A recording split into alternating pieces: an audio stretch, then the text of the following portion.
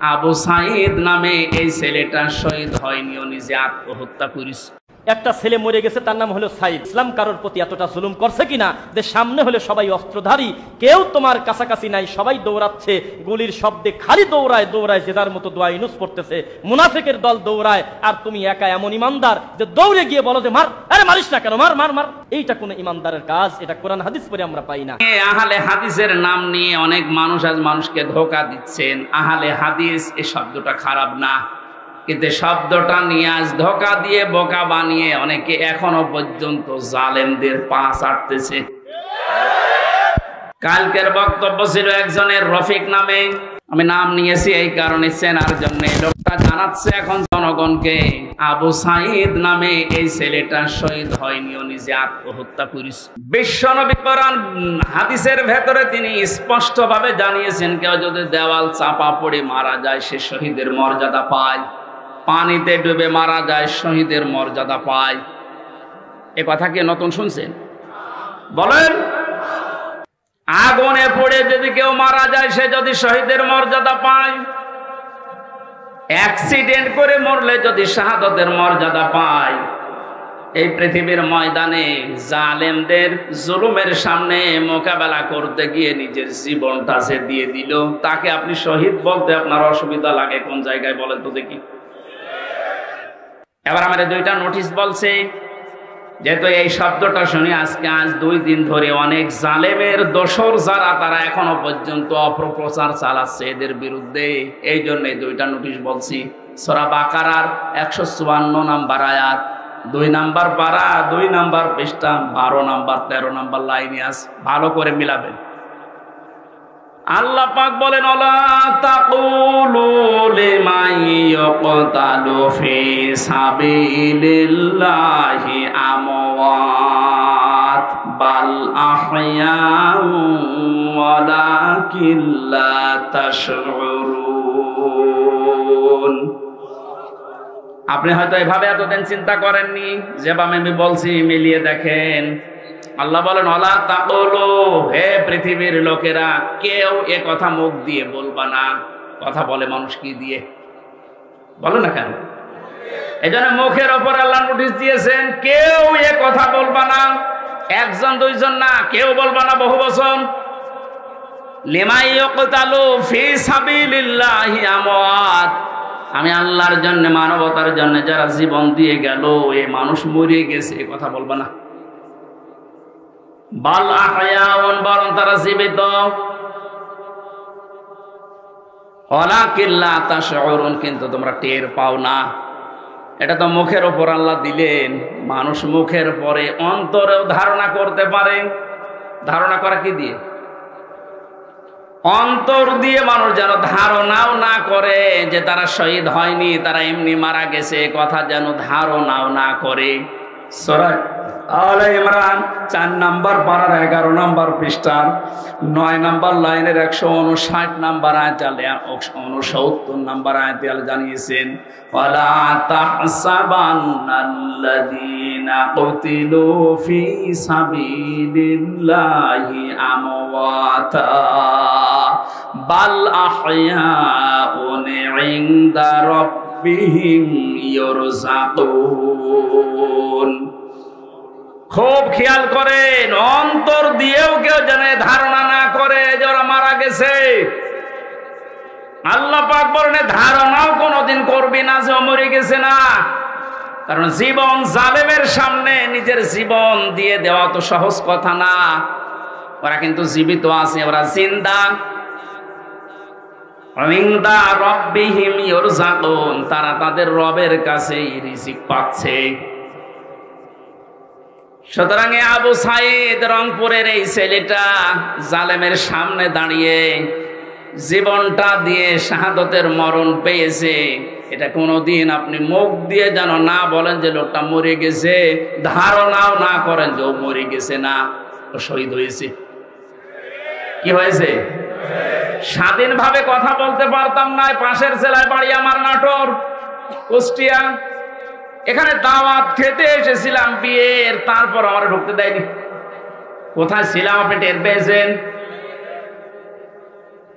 স্বাধীনতা পরাধীনতা কি আমরা 17 বছর টের পেয়েছি। স্বাধীনভাবে চলাফেরা করার, বাক স্বাধীনতা ফিরিয়ে দেওয়ার জন্য যে মানুষগুলো জীবন দিয়েছে, মাস্ট বি 100 ভাগ আমি বিশ্বাস করি ওরা সব শাহাদতের মর্যাদা পেয়েছে। এমনকি জালেমের জুলুমের শিকার হয়ে আয়না ঘরেও বহু মানুষ জীবন দিয়েছে, জেলখানার ভেতরে জীবন দিয়েছে। এমনকি কোরআনের পাখিকে অনেকে বলছে উনি স্বাভাবিকভাবে মারা গেছে, না আমি পাশের ছেলে ছিলাম, উনি 1 নম্বরে আমি 4 নম্বরে। আল্লামার সাথে আমার একদিন দেখা হয়েছিল মাত্র 10 মিনিটের জন্যে। উনি এমনি মারা যায়নি, ওনাকে মেরে ফেলা হয়েছে, তার বাস্তব প্রমাণ আমার মুখের হাসিটা। এখন ভিডিও বের হচ্ছে, জেলার আর সোফারের আত্মীয়রা তারা পরিচয় দিয়ে বলছে ওনাকে জোর করে সই করিয়ে বলেছে আপনি সই করেন, আপনাকে মুক্ত করে দেওয়া হবে নির্বাহী আদেশে। এই কথা বলে বের করে নিয়ে গেছে। উনি তো খুশি আনন্দ যে আমি পরিবারের কাছে ফিরে যাচ্ছি।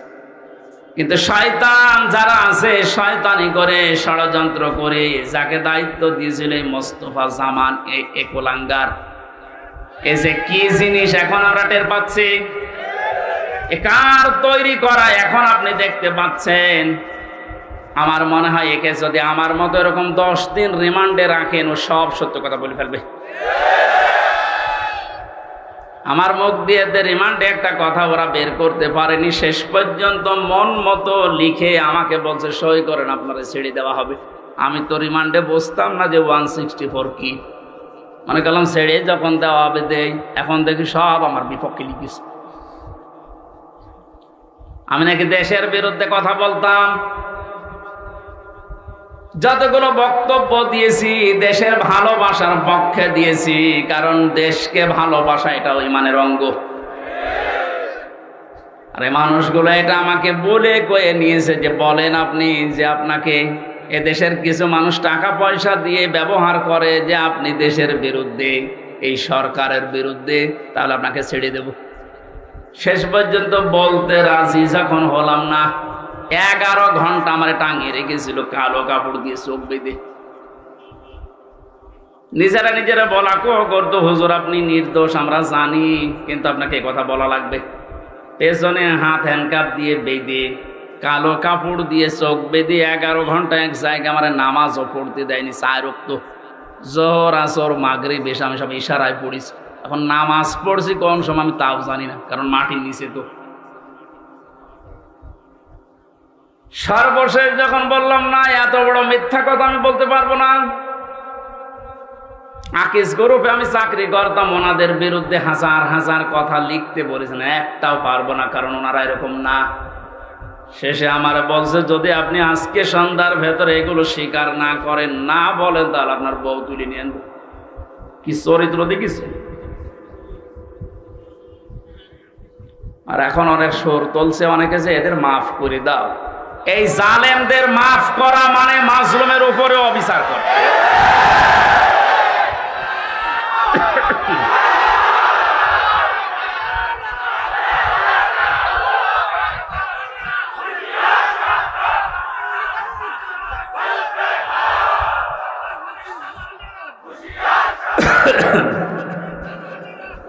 আমার ভাইরা, যে আল্লাহ আমাদেরকে স্বাধীন বাংলাদেশে পরাধীন ছিলাম, আবার নতুন করে স্বাধীন হওয়ার একটা স্বাদ আমাদেরকে দেখালেন। সবচাইতে বড় স্বাদ পাবো যদি আল্লাহর কোরআন দিয়ে জমিনটা চলে। এইটা দেখতে মন খুব চায়। এই 17 বছর অনেকে শুধু মিথ্যা বলে উড়িয়েছে যে আইনের শাসন আমরা প্রতিষ্ঠা করেছি, কিচ্ছু করেনি। এই শব্দটা উল্টিয়ে বলা যায় যে বেআইনের শাসন প্রতিষ্ঠা করেছিল। গতকালকে সাবেক অবৈধ আইন মন্ত্রী, অবৈধই বলা যাবে কারণ সরকার অবৈধ, মন্ত্রীগুলো অবৈধ, ওনারে যখন ডিম উপর দিয়ে মারে, নিচ দিয়ে মারে, বিভিন্ন জায়গায় যখন ডিম দিচ্ছিল থেরাপির কারণে, শেষ পর্যন্ত বলেই ফেলেছে একটা দোষও আমার না, সব আমারই উপর থেকে নির্দেশ দিয়েছে হাসিনা। এই কথাটা বলার পরে দেখো লোকটা হাসতেছে। আমার মনে হয় ওর তার আমার দেখ মামা এসেছে আজকে সাথে কুষ্টিয়া